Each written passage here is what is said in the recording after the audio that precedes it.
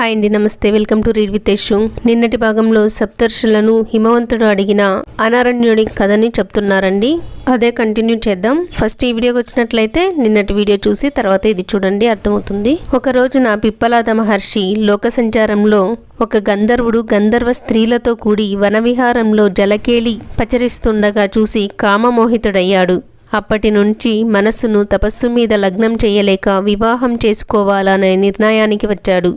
ఒక రోజున పుష్పభద్రా నదిలో స్నానం చేస్తూ ఉన్న పద్మ అనే యవ్వనవతి అయిన సుందరాంగిని చూశాడు. అతనిలో ఉన్న కోరిక అధికమై సమీపంలో ఉన్న చలికత్తెలను వివరాలడిగాడు. వారు ఆమె అరణ్యుని కుమార్తె అయిన పద్మ అని, అనేక మంది రాజకుమారులు ఆమెను పెళ్లి చేసుకోవాలని ఊవిల్లూరుతున్నారని చెప్పారు. వెంటనే పిప్పలాదుడు శివపూజ చేసి రాజసభకు వెళ్లి సన్మానాలు అందుకొని అతిథి పూజలో భాగంగా రాకుమార్తె అయిన పద్మను భార్యగా తనకిచ్చి వివాహం జరిపించమని కోరాడు. ఇయ్యకుంటే నీ ఐశ్వర్యాన్ని క్షణంలో భస్మం చేస్తానన్నాడు. ముని తేజస్సుకు అక్కడి వారంతా భయభ్రాంతులయ్యారు.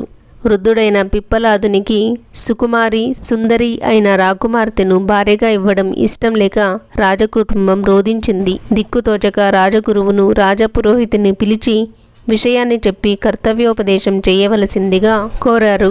వారిద్దరూ రాజుతో, ఓ రాజా, ఒక్కరి కొరకై సర్వనాశనం అయ్యే సందర్భంలో వానిని విడిచి సర్వమును రక్షించుకోవాలి.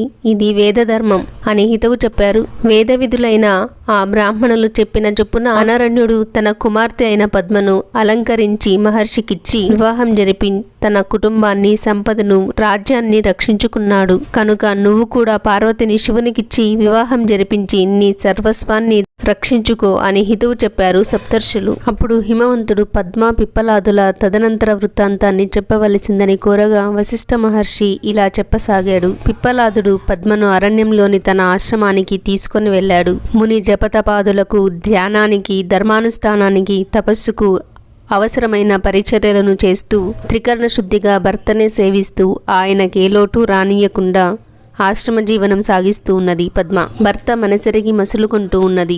అన్యోన్యంగా ఆనందంగా ఉంటున్నారు వారిద్దరూ. అలా ఉండగా ఒక రోజున పద్మ గంగా నదిలో స్నానం చేసి నీళ్లను పిండిన తడిచీరను కట్టుకుని నీళ్ల కడవను నెత్తిన పెట్టుకుని ఆశ్రమానికి తిరిగి వస్తూ ఉండగా మార్గమధ్యంలో ధర్మప్రభుడు నవీన యవ్వనుడై కామదేవ సమప్రభుడై నానాలంకార భూషితుడై ఎదురు నిలిచి ఆమెతో ఇలా అన్నాడు. ఓ చారు రూపిణి సుందరి, అర్ధవస్త్ర పరిధానంలో మబ్బుల చాటున చందమామలా మెరిసిపోతున్న నీవెవరు? జారిపడుతున్న నీటి బిందువులతో కూడి స్నానం చేసిన నీకురులు వార్షికాభ్రంలా ఉంది. నీ పేరులో ఏ అక్షరాలు సార్థక్యాన్ని పొందాయి?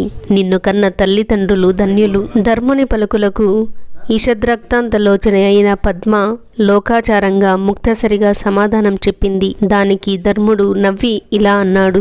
ఓహో, ఆ నెరిసిన వెంట్రుకలు గలవాడు, ముడతలు పడ్డ శరీరం గలవాడు అయిన పిప్పలాదుడా నీ భర్త?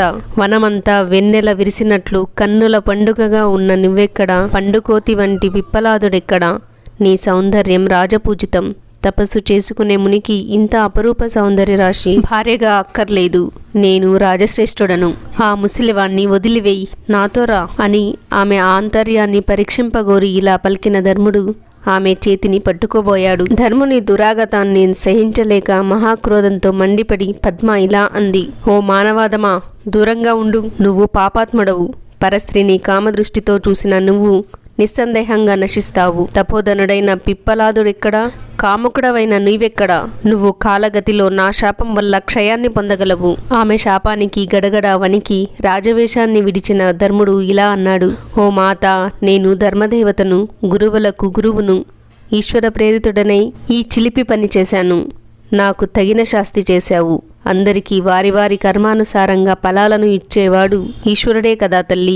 నా శాప విముక్తిని కూడా నువ్వే అనుగ్రహించు. అప్పుడు పద్మ పశ్చాత్తప్తురాలై ఇలా శాప విముక్తిని ప్రసాదించింది. ఓ ధర్మదేవత, పతివ్రత శాపం ఫలించి తీరుతుంది. ధర్మం క్షయించిన నాడు లోకాలన్నీ వ్యాకులమవుతాయి. నువ్వు నశించకూడదు కనుక నేనొక వ్యవస్థను చేస్తున్నాను. నువ్వు సత్యయుగంలో అంటే కృతయుగంలో షోడశ కళాపూర్ణుడైన రాకా శశాంకుని వలె పరిపూర్ణంగా విరాజిల్లుతావు. ఆపై త్రేతా ద్వాపర యుగాలలో ఒక్కొక్క పాదం చెప్పున క్షయిస్తూ కలియుగాంతానికి అమావాస్య చంద్రునిలా కానరావు. తిరిగి కలి తర్వాత ఆరోహణ క్రమంలో కాలగతిలో వచ్చే ద్వాపర, త్రేత, కృత యుగాలలో ఒక్కొక్క పాదం చొప్పున వృద్ధి చెందుతూ సత్యయుగంలో పూర్ణుడవై ప్రకాశిస్తావు. ఆ యుగంలో నువ్వు సర్వవ్యాపకుడవై ఉంటావు. ఈ నా మాటలు నీకు సుఖాన్ని కలిగించుగాక. నేను నా పతిని చేరుకుంటాను. ఇలా పలికిన పద్మ గృహోన్ముఖురాలైంది. ఆమె పతిభక్తికి ధర్మప్రభువు సంతోషించి ఇలా అన్నాడు, ఓ పతివ్రత, నీకు మంగళమగుగాక. నీ భర్త అయిన పిప్పలాదుడు రూపవంతుడు, సంతత స్థిర యవ్వనుడు అగుగాక. మార్కాండేయుని మించిన అధిక చిరంజీవి అగుగాక. కుబేరుని మించిన అధిక ధనవంతుడు అగుగాక. ఇంద్రుని కంటే అధిక ఐశ్వర్యం కలవాడు అగుగాక. విష్ణువుతో సమమైన ఈశ్వర భక్తి కలవాడు అగుగాక. కపిల మహర్షిని మించిన సిద్ధుడు అగుగాక. బృహస్పతి సమాన బుద్ధిశాలి అగుగాక. బ్రహ్మతో సమమైన సమత్వ భావన అంటే జ్ఞానం కలిగి ఉండుగాక. మీ దంపతుల యందు రూప యవ్వనాదులు స్థిరమై నిల్చుండుగాక. మీ భర్త కంటే అన్నిటా అధిక గుణవంతులైన 10 మంది పుత్రులకు నీవు తల్లివి అగుదువుగాక. ఇలా ఆశీర్వదించిన ధర్మునికి ప్రదక్షిణ నమస్కారాదులను ఆచరించి తన ఆశ్రమానికి చేరుకుంది పద్మ. ధర్ముడు తన నిజస్థానానికి చేరుకున్నాడు. కనుక ఓ పర్వతరాజా, నే చెప్పిన ఈ చరిత్ర సారాన్ని బుద్ధి అందుంచుకొని పార్వతిని శంకరునికిచ్చి వివాహం జరిపించు. మీ దంపతులిద్దరూ శివుని యందు ద్వేషభావాన్ని విడిచిపెట్టండి. నేటికి 7 రోజుల తర్వాత లగ్నాధిపతి అయిన చంద్రుడు తన కుమారుడైన బుధునితో కూడి లగ్నంలో ఉండి ఆనందంతో రోహిణితో కలిసి ఉన్న శుభముహూర్తంలో మార్గశీర్ష మాసంలో సోమవారం నాడు కన్యాదానం చెయ్యి. ఇలా చెప్పి ముగించాడు వశిష్ఠుడు. వశిష్ఠాది సప్తర్షుల ఉపదేశాన్ని విన్న హిమవంతుడు ఎలాంటి నిర్ణయం తీసుకుంటాడు అన్నది రేపటి భాగంలో చదువుకుందామండి. సర్వం ఉమామహేశ్వర పాదార్పణం.